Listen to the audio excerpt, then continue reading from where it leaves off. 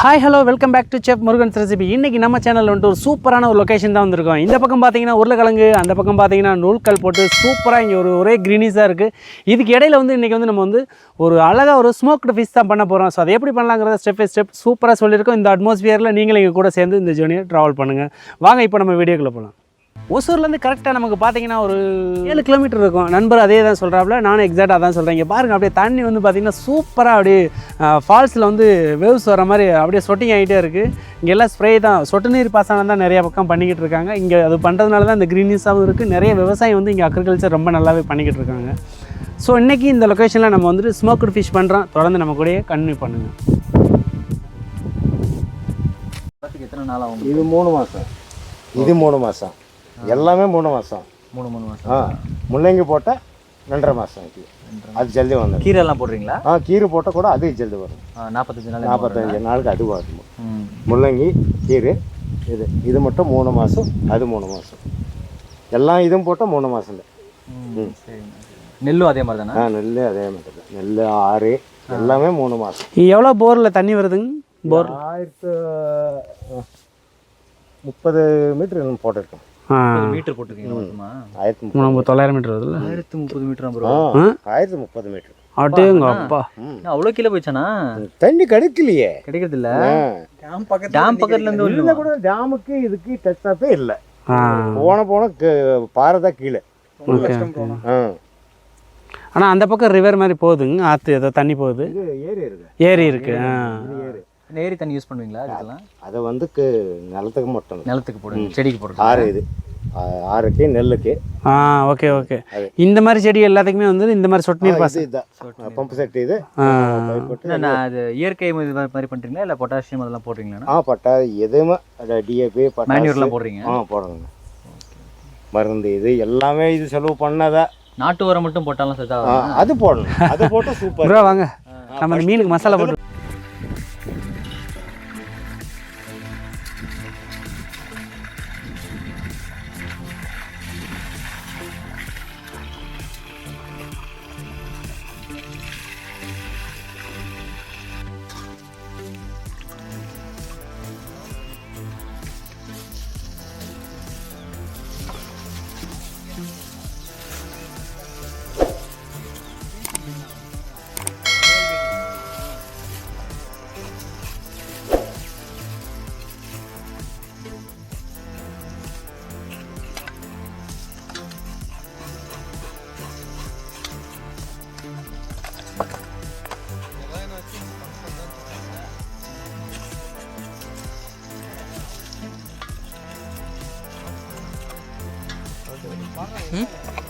மஞ்சத்தூள் நம்ம ஸ்மோக்டு ஃபிஷ்ஷுக்கு தான் இந்த மசாலா ரெடி பண்ணுறோம்.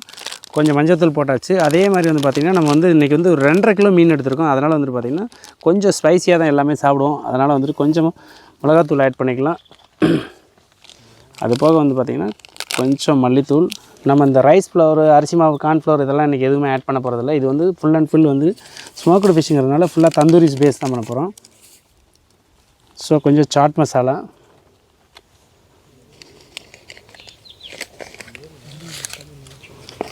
சாட் மசாலா போட்டாச்சு. கொஞ்சம் கஸ்தூரி மேத்தி இதெல்லாம் போட்டோம்னா நல்ல ஃப்ளேவர் கிடைக்கும். அதுக்காக தான். ஸோ இந்த பிளாக் சால்ட் நான் போடுறேன். ஆனால் பட் இதை நல்லா பவுட்ரு பண்ணி போடணும். நான் பவுட்ரு பண்ணிக்கிறேன், நீங்கள் பார்க்கணுன்றக்காக இதை நான் ஆட் பண்ணுறேன். அதுபோக பார்த்திங்கன்னா ஒரு 2 டேபிள் ஸ்பூன் இஞ்சி பூண்டு பேஸ்ட் போடுறேன்.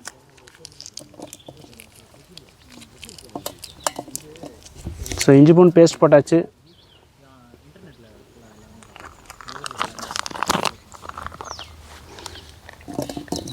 ஒரு 100 ml தயிர்,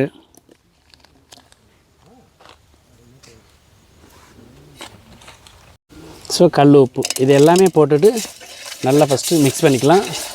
கலர் தேவையில்லை, அதே மாதிரி அஜினோமோட்டோவும் தேவையில்லை. இப்போ நம்ம போட்டிருக்க மசாலா பார்த்திங்கன்னா சூப்பராக இருக்கும். இந்த ஸ்மோக்டு ஃபிஷ்க்கு ரொம்ப அருமையாக வரும். இது எல்லாமே மிக்ஸ் பண்ணிவிட்டு நம்ம இந்த மசாலா ஃபிஷ்ஷுக்கு அப்ளை பண்ணிடுவோம்.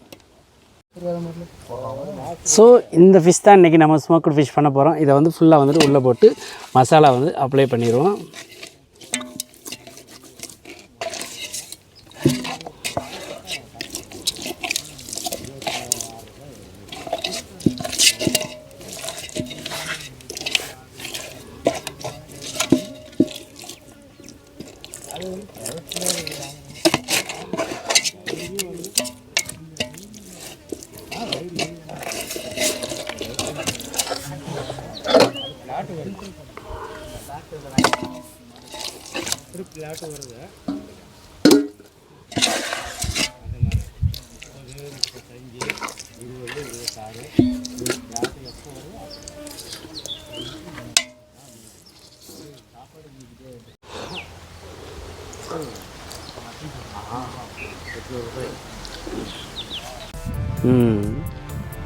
இதுதான் இது வந்து பார்த்திங்கன்னா உருளைக்கிழங்கு செடி இப்போ நம்ம பார்த்துட்டு இருக்குது. இந்த பக்கம் அப்படியே க்ரீனிஸாக பார்த்தீங்கன்னா ஃபுல்லாகவே வந்து நூற்கள் தான் போட்டிருக்காங்க. இங்கே கண்ணு கட்டுற தூரம் வந்து பார்த்திங்கன்னா ஃபுல்லாக மரம் செடி கொடியாக தான் இருக்குது.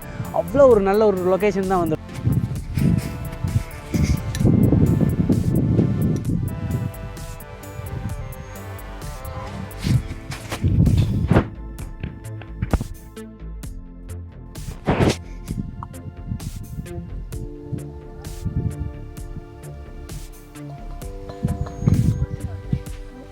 இப்போ வந்து நீங்கள் டெய்லி எத்தனை மணிக்கு வருவீங்க காலையில்? நான் காலையில் 8-9 மணிக்கு வருவேன்.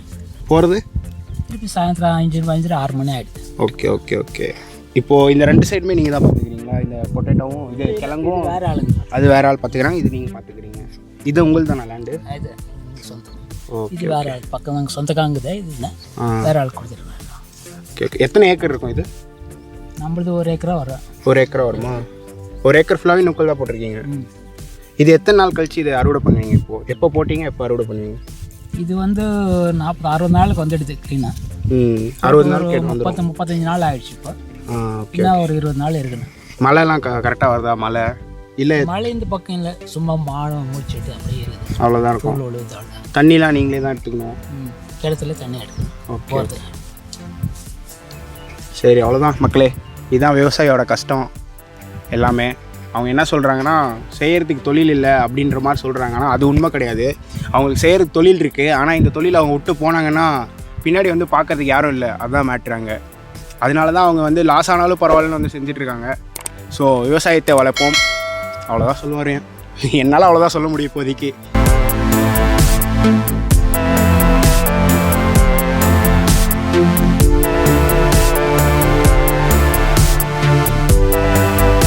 ஸோ இப்போ வந்து மீன் மசாலா வந்து போட்டு 1/2 hour ஆச்சு. கிரில் பண்ணுறதுக்கு எல்லாமே நம்ம கீழே வந்து ஸ்மோக்கர் எல்லாமே ரெடி பண்ணியாச்சு. நெருப்பு அப்படியே கதன்னு இருக்குது, கீழே எரிஞ்சிக்கிட்டு இருக்குது.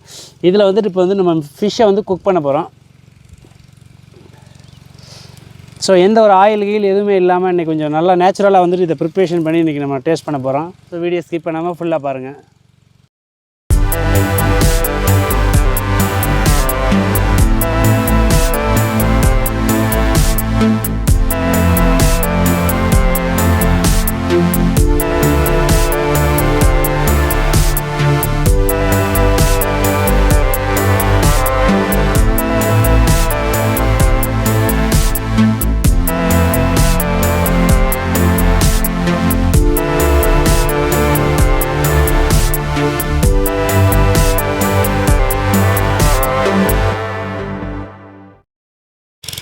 ஸோ இப்போ பாருங்கள், ஃபிஷ் ரொம்ப பெருசாக இருக்குது. அதனால் வந்துட்டு நம்ம அப்படியே கையில் தூக்கி தான் நம்ம ரோல் பண்ண வேண்டியதாகிடுச்சு.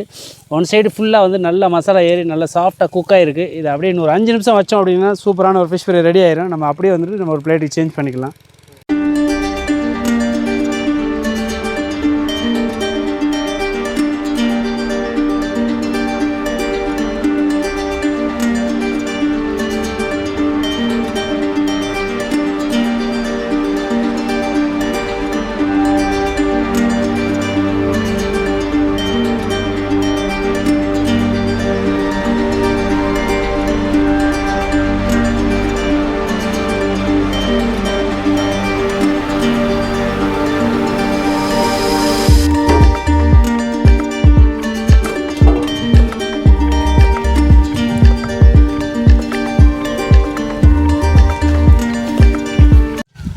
ஸோ இப்போ வந்து பார்த்திங்கன்னா நம்ம ஸ்மோக்டு ஃபிஷ் வந்து சூப்பராக பண்ணியாச்சு. ஏற்கனவே ஒன்று பண்ணி வச்சோம், இன்னொன்று ரெடி ஆகிடுச்சு. அதையும் எடுத்து நம்ம அப்படியே இது வந்து ஒரு பிளேட்டுக்கு மாற்றிடலாம்.